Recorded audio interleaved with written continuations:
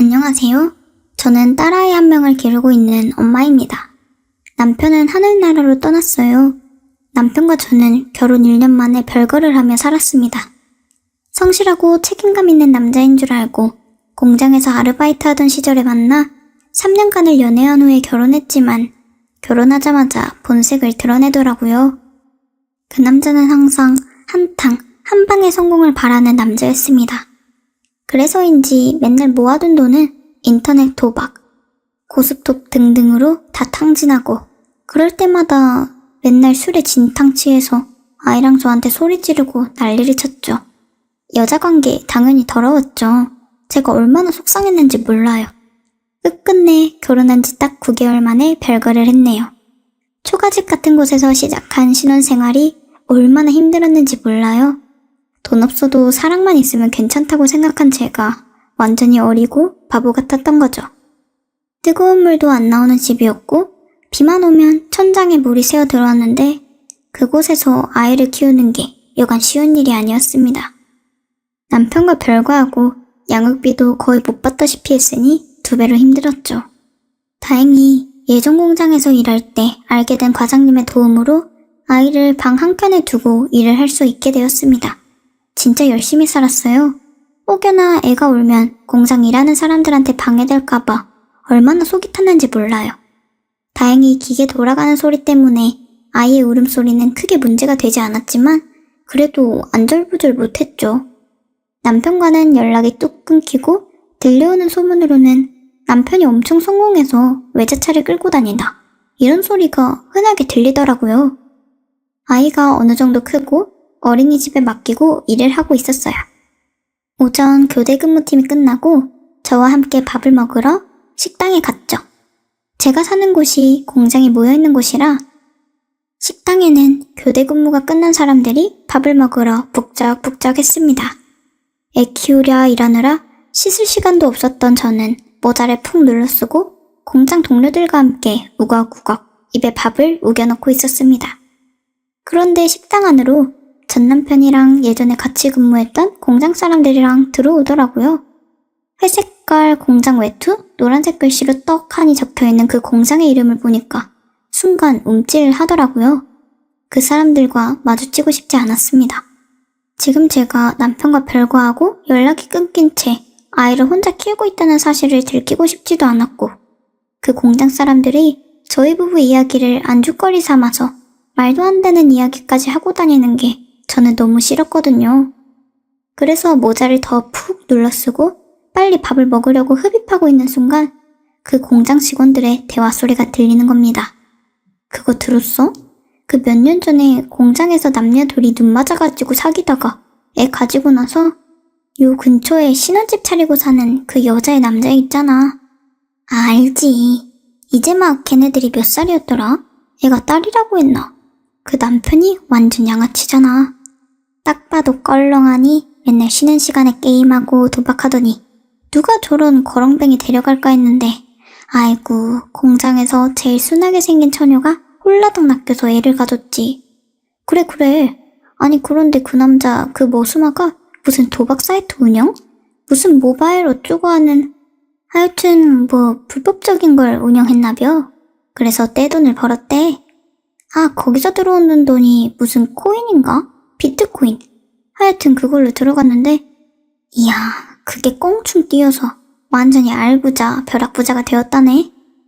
어머머 세상에 마상에 그게 진짜요? 세상 나쁘고 고약한 놈이 더 독하게 잘 산다더니 완전 살판 났겠네. 아이고 배 아파. 그 거렁뱅이가 부자가 됐다고? 참 세상 모른다. 우린 이 나이 먹도록 암만 이래도 공장을 벗어나질 못하는데 기관지 다 망가지고. 아니 근데 자네는 그 사실을 어떻게 알았대? 그럼 그 자식 마누라랑 애는 완전 땡 잡았겠네? 아니 그게 내가 서울로 저번에 올라갔었잖아. 장례식장에. 그런데 그 형 빈소에 그놈 자식이 다 와있더라고. 형 빈소에 조문한 사람들이 전부 문신에 덩치가 어마어마하고 보통이 아니더라고. 잠깐 뒤로 담배 피러 나갔는데 그놈도 담배 피러 나온 거야. 그때 이야기 다 들었지. 그놈 그런데 뭐 센노랑 머리한 아가씨랑 같이 있던데요? 마누라랑 별거 하는 모양이더라고. 하긴 뭐 그놈 성깔에 돈 생기면 지 마누라 버리고 이쁜 아가씨랑 놀 법도 하지 참 이라고 하는 겁니다. 남편에 대한 소문이 거짓이 아니라 사실이었던 거예요. 나는 지금 공장에서 쎄 빠지게 일하고 집에 오면 집안일하고 애 밥하고 숙제시키고 미치겠는데 남편이란 놈은 돈을 쓸어 다니면서 최소한의 양육비라도 안 주는 게 어처구니가 없었습니다. 전화를 걸어도 받지도 않고 아예 나중에는 없는 번호라고 뜨더라고요. 이렇게 살 바에 그냥 이혼을 해야겠다라고 마음을 먹었습니다. 그러다 어찌어찌 하다가 남편과 연락이 닿게 되었어요. 저는 당신 뭐야? 나한테 애 맡기고 도망가다시피 떠났으면서 그렇게 돈 쓸어 담고 있는데 생활비 한 푼 안 주고 다른 여자랑 놀아나고 있어? 그게 당신 인성이었어? 애한테 창피하지도 않아? 됐고 이번 주 내로 집으로 내려와 이혼 도장 찍게. 지겨우니까 지긋지긋해 진짜 라고 하자 남편은 막 뭐라 핑계를 대더니 알겠다. 이번 주는 힘드니까 최대한 시간 내서 집에 한번 들릴게 라고 순순히 말하더라고요. 그렇게 눈이 빠져라 남편을 기다렸는데 안 오더라고요. 한 달, 두 달이 지나도 연락은 없고 집에 오지도 않고 인내심이 폭발할 지경이었습니다. 그리고 반포기 상태로 있었는데 6개월째 되는 날 남편이 완전 산 거지. 그러니까 얼굴은 어디서 얻어맞았는지 퉁퉁 붓고 뭐 어디서 탄광에서 굴렀는지 까만 가루랑 먼지들로 새까맸습니다. 일 끝나고 애 데리고 집에 도착했는데 온 집안에 물건들이 다 나와 있고 새까만 신발 자국이 나 있길래 깜짝 놀라서 누구야? 라고 하니까 그 안에서 남편이 나오더라고요. 정말 뒷동네에서 나무 먹고 살고 있는 꽃가지인 줄 알았습니다. 저는 아니 당신 뭔 불법 사이트 운영하면서 돈 쓸어 담았다면서 당신 이야기 이 공장 바닥에서 알 사람은 다 알 텐데 도대체 어떻게 된 거야? 벼락부자 됐다면서 지금 꼴이 왜 그래 대체? 라고 말하자 남편은 여보 나 지금 너무 급해서 긴 말은 나중에 하자. 이혼 이야기는 나중에 내가 지금 하고 있는 일이 해결되면 다시 이야기하는 걸로. 그리고 만약에 이 집으로 사람들이 찾아와서 나 어디 있냐고 물으면 절대 모른다고 하고 연락 안 한 지 몇 년 지나서 행방도 모른다고 해야 해. 알겠지? 집 대문 절대 함부로 열어주지 말고 꼭 이 집 털리면 난 끝이야. 알겠지? 라는 말을 남기고 허겁지겁 집 밖으로 나갔어요. 저는 뛰쳐나가는 남편의 등에 대고 도대체 어떻게 된 일이야? 이게 무슨 일인데? 말을 해야 할 거 아니야. 정말 미치겠네. 라고 외쳤습니다. 그게 남편을 본 마지막 순간이었습니다. 그리고 몇 달 뒤 경찰서에서 저를 찾는 연락이 왔어요. 형사님이 혹시 땡땡땡 아내 되십니까? 네 맞는데요? 왜 그러세요? 라고 하자 형사는 지금 남편분 사망하셨습니다. 빨리 서로 오셔서 간단한 조사랑 사망 처리 확인해 주세요. 라는 겁니다. 저는 너무 깜짝 놀라서 이게 무슨 일인가 싶었어요. 저희 집에서 3시간이나 떨어진 낯선 지역에 남편의 사망 소식이 들려오다니 이상했어요. 어쨌든 저는 그곳으로 갔죠. 경찰서에 가서 형사님의 말을 통해 엄청난 사실을 알게 되었습니다. 알고 보니 남편을 필두로 불법 도박 사이트 같은 걸 운영했는데 남편이 그 운영 사이트를 공범 몰래 매각하고 그 매각금을 현금과 금덩이로 챙겨서 도망간 거였답니다. 그러다 한번 잡혀서 매각금 대부분을 털리고 거의 초토화가 될 뻔하다가 다시 탈출해서 나머지 매각금을 이리저리 숨기다가 완전 거지꼴이 나서 저희 집에 잠깐 들린 거였어요. 조직들을 배신했으니 얼마나 사람들이 눈에 불을 켜고 남편을 찾으려고 했겠어요. 남편이 숨어있다가 장소를 들키고 도망치다가 트럭에 치여서 바로 즉사한 거였습니다. 그냥 이 모든 게 너무 놀라웠고 당황스러웠어요. 슬픈 감정보다는 이게 실화가 맞나 싶었습니다. 경찰 쪽에서도 안 그래도 이 사이트 관련 수사가 시작되었는데 남편분 사망으로 남편분에 대한 수사는 종료되었다. 그리고 혹시라도 남편분에게 범죄로 생긴 수익금을 받은 게 있으면 실토해야 한다. 나중에 처벌받는다. 그렇게 추궁하니까 저는 말했죠. 절대 없다. 우리 집 한번 와보시라고. 거의 쓰러져가는 초가집에 화장실에서는 뜨거운 물도 안 나오고 비 오면 물 새고 그런 집에 살고 있다. 공장에서 일하느라 손톱 사이에 여자가 기름때가 끼어있고 하루에 샤워는 3번을 해도 기름 쩐내가 안 빠지는데 억울하다 하면서 통장 까보라고 했죠. 그리고 남편 장례 치르면 조직 사람들이 와서 행패 부릴 수도 있을 것 같다는 충고를 받고 장례 안 치르고 바로 남편 화장시켰어요. 사는 내내 위태위태 하루살이처럼 살더니 정말 하루살이처럼 반짝 하고 가는구나 싶었습니다.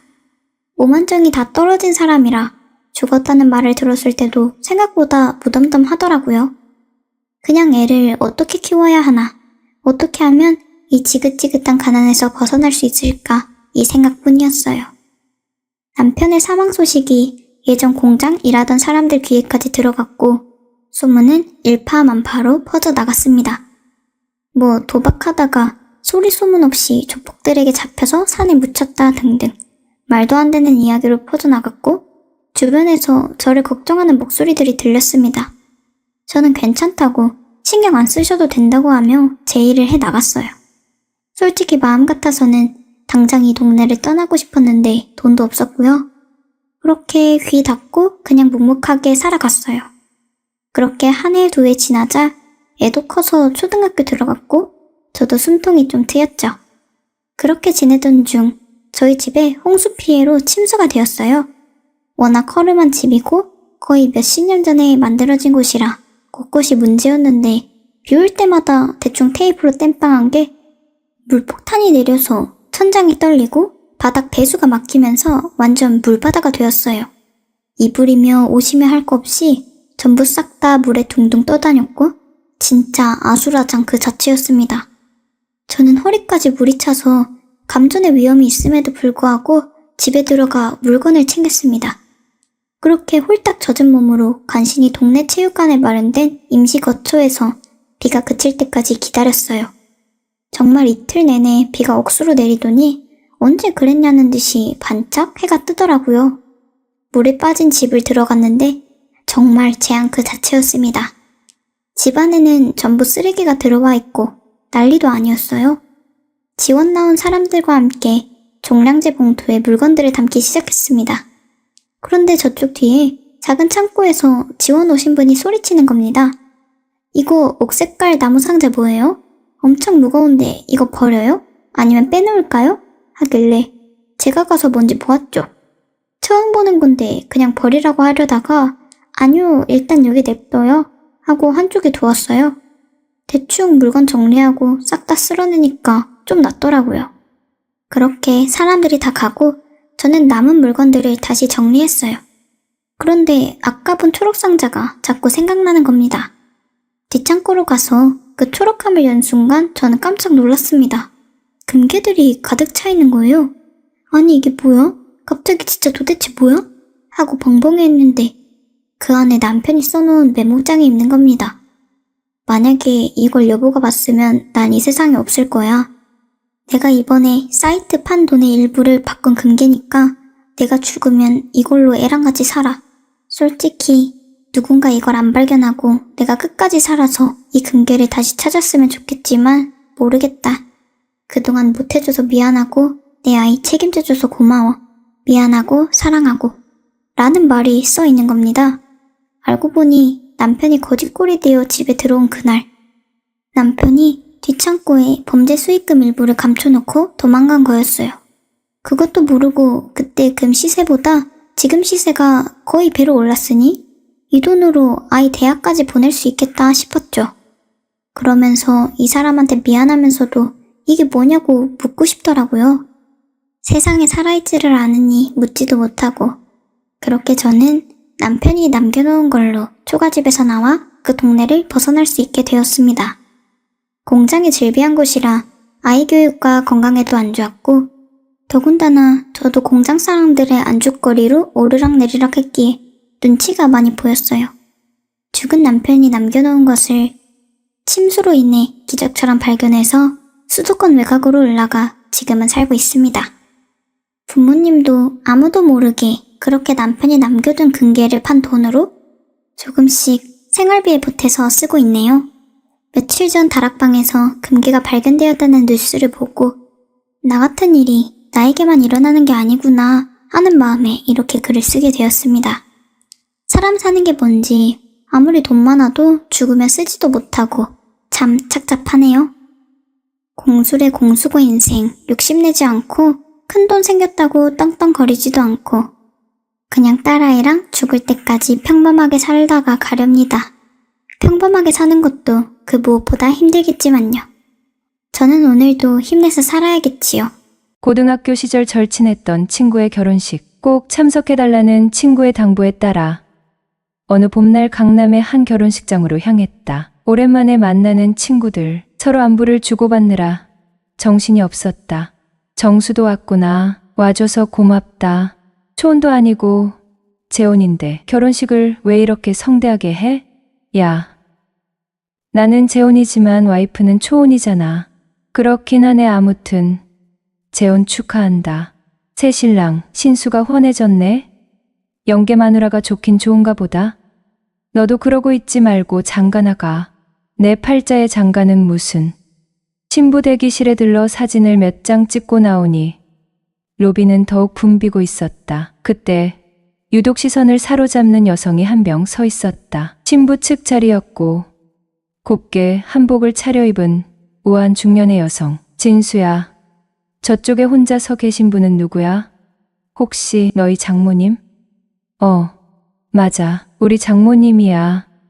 꽤 미인이시지? 순간 깜짝 놀랄 수밖에 없었다. 그녀는 믿기 힘들 정도로 젊어 보였고 워낙 미모가 출중의 배우 견미리를 떠올리게 했다. 너희 장모님 도대체 연세가 어떻게 되시냐? 솔직히 말하면 신부보다 장모님이 더 눈에 띄는데? 무슨 소리야, 그게? 진짜야. 장모님이 내 신부라고 해도 믿겠는데. 진수의 아내는 27살, 친구보다 13살 연하였고 그의 장모님은 55살, 우리와 차이는 겨우 15살. 사실 신부나 장모님이나 나이차가 별로 나지 않는 건 사실이었다. 그리고 그 모습이 어찌나 우아하고 아름다웠던지 그 순간 내 안에서 알 수 없는 소유욕이 피어올랐다. 평소 연상녀를 자주 만나왔던 내게 친구의 장모라는 타이틀은 더없이 강렬한 끌림을 불러일으키기에 충분했다. 그리고 약 3개월 후 우연히 친구 모임에 따라 나갔다가 그녀를 다시 만나게 되었다. 친구의 장모님 박영숙, 올해 55세, 5년 전 남편과 사별한 후 혼자 지내고 있다고 했다. 견밀히 닮은 친구 장모. 나는 단번에 그녀를 알아봤지만 그녀는 나를 전혀 기억하지 못하는 듯했다. 결혼식장에서 짧게 인사만 나눴으니 어쩌면 당연한 일이었을지도 모른다. 영숙 씨 정말 미인이시네요. 이런 분이 주변에 계셨으면 진작에 소개해 줬어야지. 참나. 호호. 고마워요. 정수 씨라고 했죠? 정수 씨도 참 멋지시네요. 그녀의 밝은 웃음이 눈부셨다. 내가 누구인지 기억하지 못하는 게 오히려 다행이라는 생각이 들었다. 그래요? 그럼 선남선녀끼리 한잔할까요? 자리를 옮기지 않고 내 옆에 머무는 걸 보니 나에게 마음이 있는 게 분명했다. 이런 모임에 자주 나오세요? 아니요. 오늘이 처음이에요. 친구가 하도 괜찮은 사람들 많다고 자랑을 해서요. 혼자 사세요? 어느 동네에 사세요? 어떤 남자 스타일 좋아하세요? 연달아 던지는 질문에도 그녀는 실은 기색 없이 성심껏 대답해 주었다. 이야기를 나누다 보니 자연스럽게 술잔이 오갔고 어느새 우리는 한층 가까워져 있었다. 며칠 뒤 밤 10시 조금 넘었을까? 전화가 옵니다. 여보세요? 안녕하세요. 얼마 전에 모임에서 봤던 영숙인데요. 친구 장모였다. 어쩐 일이세요? 술 한잔하다 정수 씨가 생각나서요. 술 자주 드시나 봐요. 아직 청춘이십니다. 아니요. 지금 거의 끝나는 분위기라 저는 먼저 간다고 나왔어요. 그리고 최근에 모임이 몰려 있어서 그런 거예요. 근데 정수 씨는 뭐 하세요? 그냥 혼자 맥주 한잔 하는 중이에요. 어머, 혼자 술 마셔요? 아니 그냥 간단하게 맥주 한잔 마시는 거예요. 심심해서. 그럼 저 가도 되나요? 저도 한 잔 주실래요? 네. 아니 드시겠다면 주긴 하는데 근데 밤이 늦었는데 괜찮겠어요? 호호. 저 과부인데요 뭘. 어차피 기다리는 사람도 없는데요. 남자 혼자 사는 집인데 정말 괜찮겠어요? 제가 추파라도 던지면 어쩌시려고 그러세요? 추파요. 오히려 좋은데요. 그 말 듣고 보니 은근 기대돼요. 호호. 암튼 괜찮으시다면 주소 찍어드릴 테니 이쪽으로 오세요.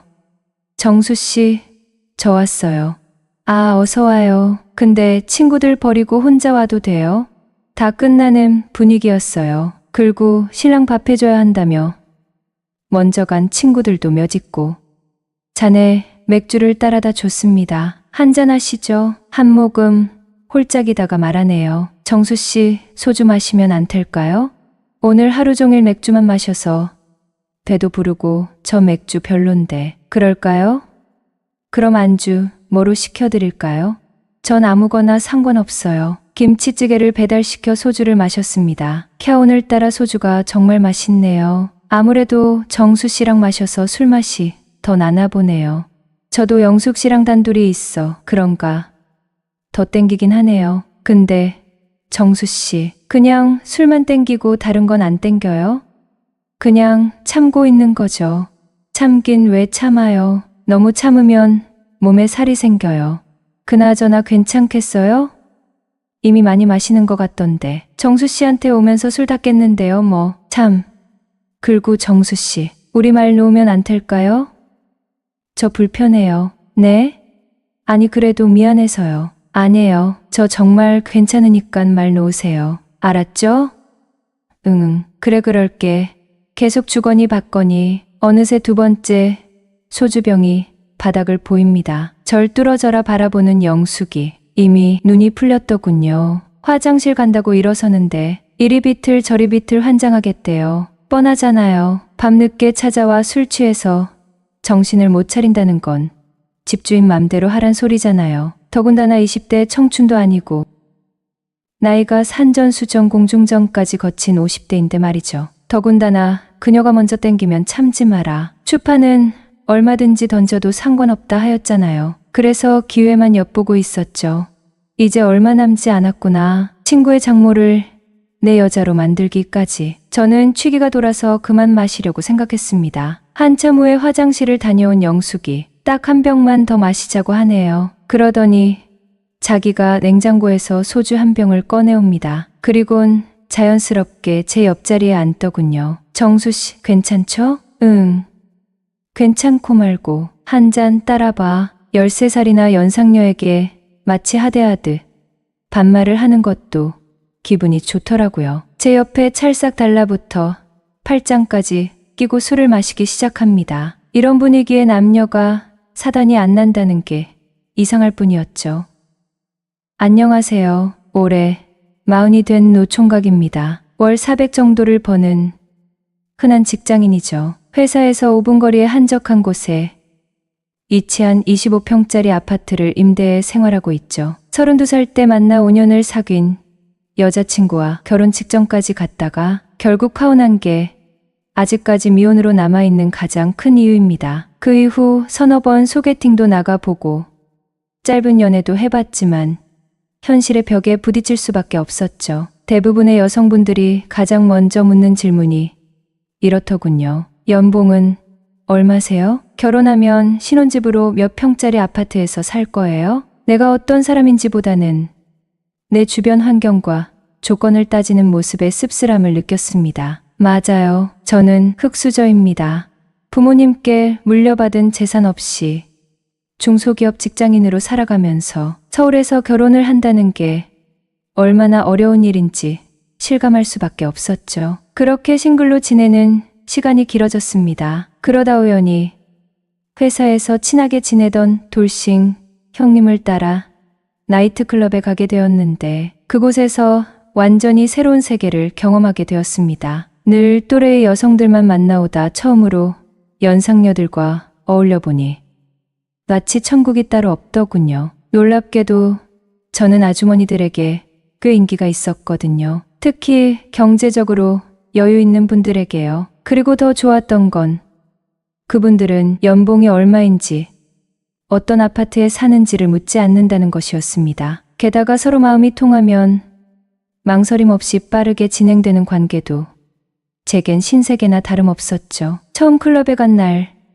나는 나보다 7살 연상인 47세 돌싱녀를 만났다. 내 생각의 한계를 뛰어넘는 강렬한 경험을 하고 나니 자연스레 그 세계에 빠져들게 되었다. 그렇게 주말이면 어김없이 클럽을 찾아다니며 마치 굶주린 하이에나가 먹잇감을 찾듯 새로운 만남을 기대했다. 그러던 어느 날 친하게 지내던 돌싱 형님에게서 전화가 걸려왔다. 야, 시간 되면 이리로 좀 올래? 어디로요? 내가 총무로 있는 모임인데 나오기로 한 남자들이 3명이나 갑자기 못 나오게 돼서 내가 자리 좀 채워주면 좋겠어.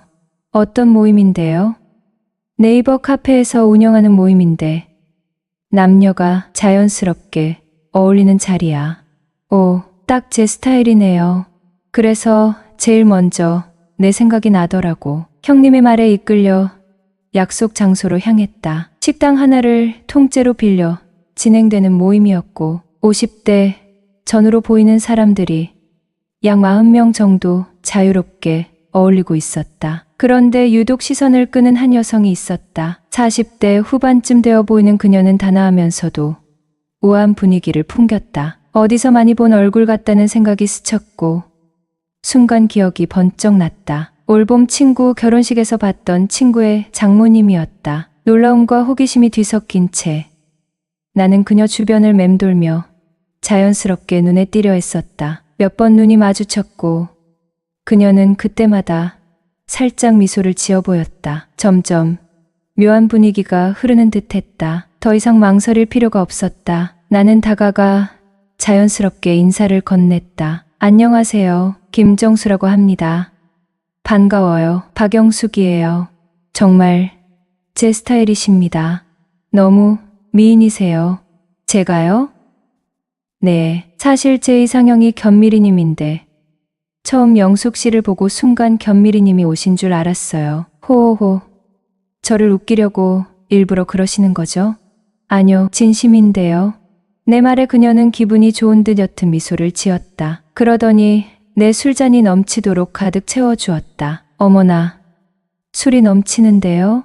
호호, 술을 넘치게 따르면 정이 넘친다는 말도 있잖아요. 처음부터 그녀는 꽤 적극적이었다. 정수 씨, 제가 언제든지 연락해도 될까요? 그럼요. 혼자 지내는 사람들끼리 내외할 필요 있나요? 서로 마음만 맞으면 하룻밤에 만리장성도 쌓을 수 있죠. 호호. 만리장성 쌓는다는 말 진짜 오랜만에 듣네요. 그녀는 정숙한 분위기를 풍기면서도 묘하게 남자를 끌어당기는 매력이 있었다. 아마도 그 부분이 나를 더욱 강하게 끌어당겼던 것 같다. 그러다 문득 그녀가 진지한 표정으로 물었다. 정수 씨, 올해 몇 살이에요? 나는 순간적으로 고민했다. 솔직히 말하면 그녀가 거부감을 가질 수도 있었다. 결국 나는 나이를 속이기로 했다. 45살이에요. 어머, 엄청 동안이시네요. 그런 영숙 씨는 올해 몇 살이세요? 47살이요. 나는 속으로 웃음을 삼켰다. 그녀가 올해 50살이라는 걸 이미 알고 있었으니까. 아마 그녀 역시 나를 놓치고 싶지 않았던 모양이다. 연상인데 어쩌죠? 괜찮아요. 전 예전에 15살 연상과도 만나봤는거려. 어머나, 그 정도면 엄마뻘 아닌가요? 엄마뻘이면 어때요? 서로 통하면 되는 거죠. 왜? 연하는 싫으세요? 아니요. 어리면 어릴수록 좋죠. 호호. 가벼운 농담과 술잔 몇 번의 건배만으로도 그녀는 이미 반쯤 내게 마음을 연 듯 보였다. 대화를 나누던 중 그녀는 스스럼 없이 자신의 이야기를 털어놓았다. 20살 때 철없이 결혼했지만 남편과 사별한 후 과부로 지낸 지 5년이 넘었다고 했다. 외동딸을 시집 보내고 이제는 혼자 살고 있다고도 말했다. 그녀의 말투에는 어딘가 외로움이 묻어 있었고 그 감정을 알아차린 순간 나는 더욱 그녀에게 끌렸다. 여자친구와 만난 지 1년이 넘었어요. 그동안 서로를 위한 작은 거짓말은 있었지만 숨길 만한 일은 없었죠. 여자친구는 네이버 카페 모임을 오래전부터 해왔고 많은 사람들을 만나왔어요. 저를 만나기 전부터 이어온 일이었기에 충분히 이해하고 있었습니다. 하지만 최근 카페에서 그녀에게 유독 찝적대는 남자가 눈에 띄기 시작했네요. 장난이라고 하기엔 선을 넘은 대화들이 오갔고 외로우면 언제든지 와. 내가 받아줄게. 이런 말들이 오가는 걸 보면서 솔직히 기분이 나빴습니다. 그러던 중 일이 생겨 지방에 보름 정도 내려가게 되었어요. 그리고 돌아온 뒤 여자친구의 행동이 이상하게 바뀌었습니다. 숨어서 카톡을 확인하거나 휴대폰을 평소처럼 테이블 위에 두지 않고 가방에 넣어두곤 했죠. 평소라면 제가 핸드폰을 만지는 것도 신경 쓰지 않았는데 왠지 숨기는 듯한 느낌이 강하게 들었어요. 처음엔 대수롭지 않게 넘겼지만 시간이 지날수록 불안한 기분이 들었습니다. 그리고 결국 알게 되었습니다. 내가 없는 사이 그녀는 그 남자와 바람을 피웠다는 사실을. 왜 그랬어? 조용히 물었습니다. 그녀는 힘겹게 입을 열었어요. 얼마 전 결혼 사진에서 절 봤다고요. 그동안 자기를 속여왔단 사실에 화가 났었다고요. 내가 사위 친구라는 사실이 더 이상 우리가 나아갈 수 없을 거라고 생각했어. 속이고 만났다는 게 화도 났고 그동안 우리의 어정쩡한 관계 때문에 심란해 그 남자를 만났다가 바람을 피웠다는 겁니다. 순간 나도 솔직해지기로 마음먹었습니다. 사실 난 처음부터 알고 있었어. 하지만 망설일 이유가 없었어. 왜냐하면 영숙이랑 가까워지고 싶었으니까. 널 놓치고 싶지 않았으니까. 그리고 그녀의 손을 잡고 말했어요. 그러니 이제 모든 걸 털어놓고 당당하게 만나자. 난 여전히 너를 사랑해. 그렇게 1년간의 비밀 연애를 끝내고 우리는 공식적으로 연인이 되었습니다. 사랑은 완벽해서가 아니라 솔직해질 때 비로소 더 깊어진다.